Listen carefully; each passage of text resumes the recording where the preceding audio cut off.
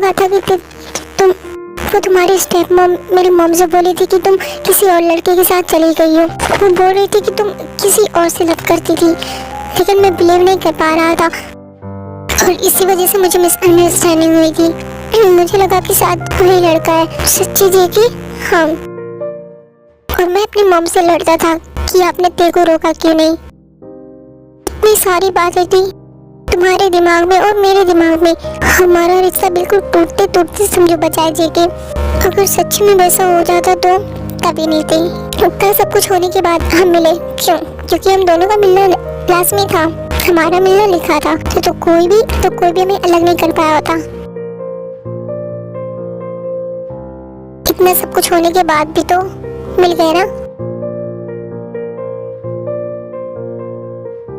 तो फिर क्या हम शादी करें? Are you ready? I think yes, क्योंकि हम बहुत हर्ट हुए और 5 सालों तक अलग रहे हैं। हमने बहुत वेट किया। हाँ जी के आई एम रेडी।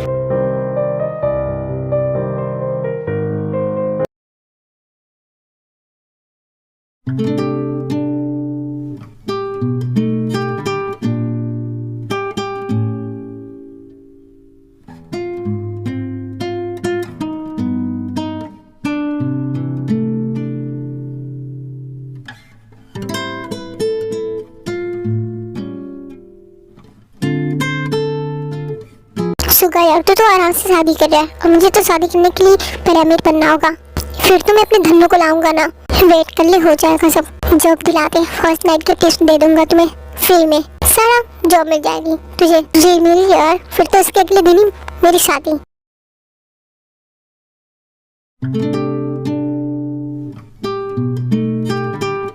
यार जो मैंने तू चली जाके मैं अकेले कैसे सोऊंगी? क्यों, हो भी होगा ना, उसके लिए तो ये सबसे अच्छा चांस होगा। सही बोल रही है। अच्छा फर्स्ट नाइट की वीडियो बना के भेज देना मेरे पे। साली तू।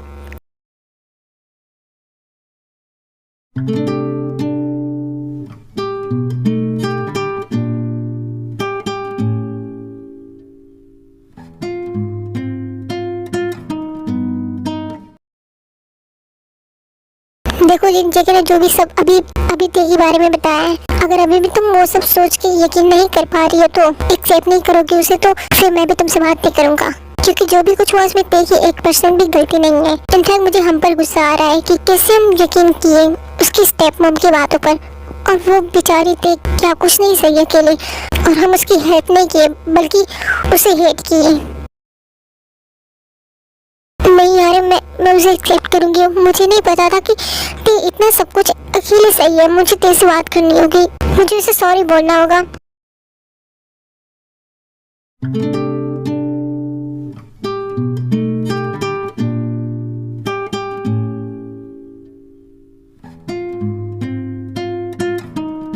हाँ, कितनी ब्यूटीफुल लग रही थी।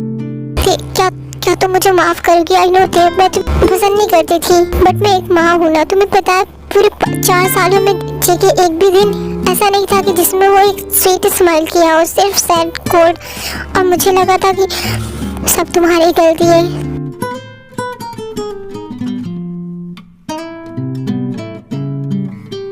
इट्स ओके आंटी, आज खुशी का दिन है।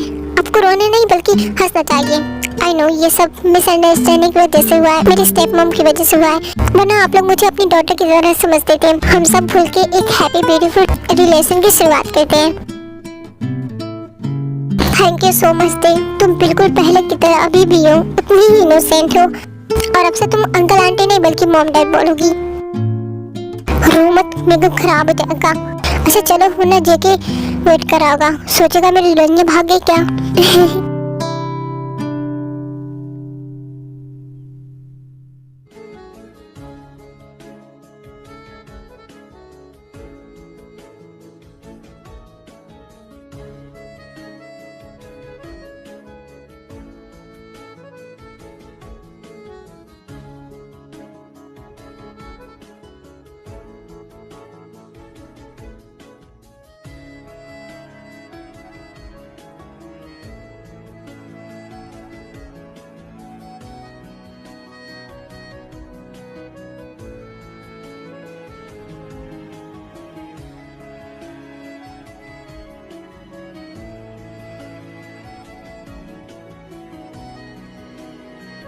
मुझे तुम्हारी ज़िंदगी की नई शुरुआत में एक हैप्पीनेस मिले, क्योंकि जब से तुम मुझे मिली हो सिर्फ मैं तुम्हें स्ट्रगल करते और सैड होते देखा हूँ।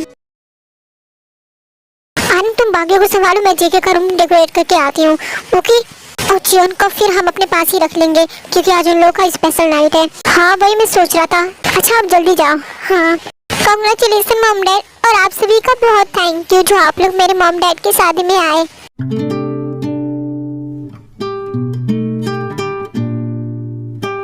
फाइनली मेरा ड्रीम कंप्लीट हो गया, थैंक गॉड, वरना मेरी सारी उम्मीदें टूटने वाली थी। फिर आपने बिल्कुल सही मौके पे मेरे ते को भेज दिया मेरे पास। मैं तुम्हें कभी माफ़ नहीं करूँगी जेके। मैं कितना सपना देखी थी, तुम मेरे दोस्त थे, फिर भी तुम ऐसा मेरे साथ किए। मुझे तुमसे दोस्ती करनी ही नहीं चाहिए थी, और आज से अब हमारा रिश्ता यहीं से ख़त्म, क्योंकि मैं तुम्हें जिस मकसद से दोस्त बनाई थी वो हक तो तुमने छीन लिया। आई होप कि तुम दोनों कभी हैप्पी ना रहो।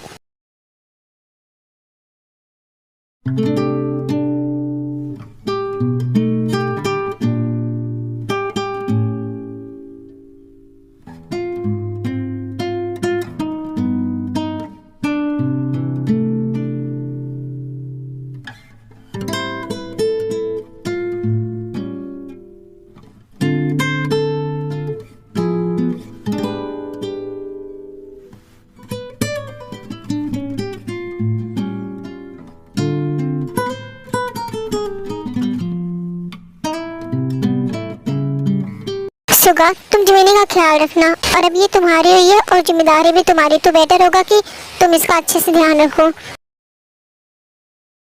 अपना ख्याल रखना प्रिंसेस। मुझे जाना होगा, अभी एक इम्पोर्टेंट मीटिंग है, मैं उसे मिस नहीं करना चाहता। मैं आऊँगा दोबारा।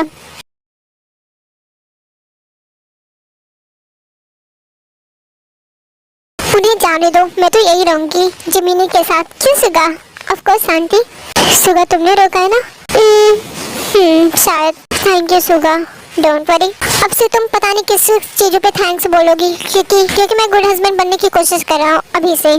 सारी बात यही कर करके रात कर दोगी तो फिर रोमांस कौन करेगा?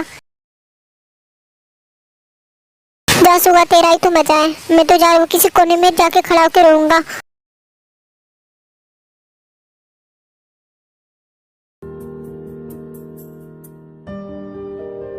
कितना से मारी थे।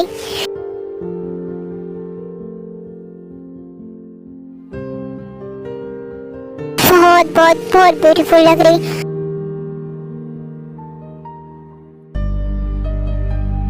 पता है ये पल मैंने बहुत बार इमेजिन किया था, बट उस इमेजिनेशन से कहीं ज्यादा खूबसूरत है ये पल। थैंक यू जेके, मैं बहुत आज हैप्पी हूँ, और बिल्कुल भी यकीन नहीं हो रहा कि ये सच है, और इतना सब कुछ पास्ट में हुआ है कि आज ये सब होने के बाद लग ही नहीं रहा कि ये सब सच है, क्योंकि मैं कब का ही गिव अप कर ली थी अपनी लाइफ पे कि कभी मुझे भी ऐसी हैप्पीनेस मिलेगी।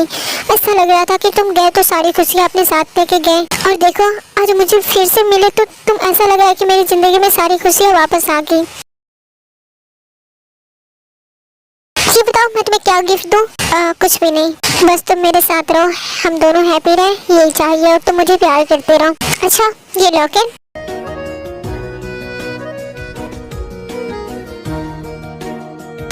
चिकी ये लॉकेट तो कहीं खो गई थी ना? मैं पा लिया था, क्लासरूम में गिरी थी, मैं फिर इसे अपने पास रखा था। थैंक यू जेके, ये सबसे प्रीशियस गिफ्ट था ये मेरे लिए, क्योंकि तुम्हारी तरफ से ये पहला गिफ्ट था मेरे लिए। जब मैं तुम्हें मिस करता था इसे निकाल के तुम्हें अपने पास महसूस करता था, और ये बहुत संभाल के रखा था मैं। जैसे तुमने मेरी शर्ट रखी थी, वो भी मेरे लिए बहुत प्रीशियस गिफ्ट था तुम्हारी तरफ से। फर्स्ट आई लव यू जेके।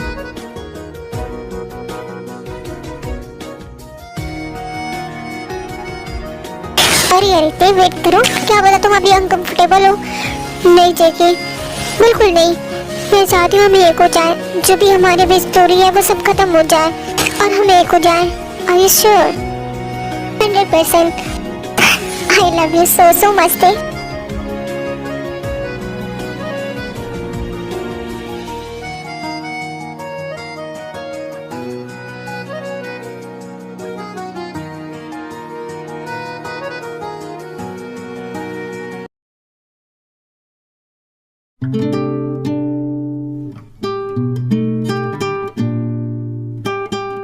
बस बस बस, क्यों यार, फर्स्ट नाइट है, ऐसे अधूरा काम नहीं छोड़ते। सर अब रोमांस के लिए तो पूरी लाइफ बची है। तुम नहीं चाहती तो फिर मैं गुड बॉय बनने के लिए रेडी हूँ और नहीं टच करूंगा तुम्हें। तुम खुद आओगी मेरे पास, फर्स्ट मूव तुम्हारा ही होगा। बाय द वे, अब अच्छा लग रहा है। I mean, लग रहा है कि अब लाइफ इंटरेस्टिंग होगी। कैसे कैसे क्या, यू नो, तुमसे लड़ूंगा, जब मन चाहे तब रोमांस कर लूंगा और फिर एक दिन हमारी छोटी छोटी सी बेबीज आएंगे।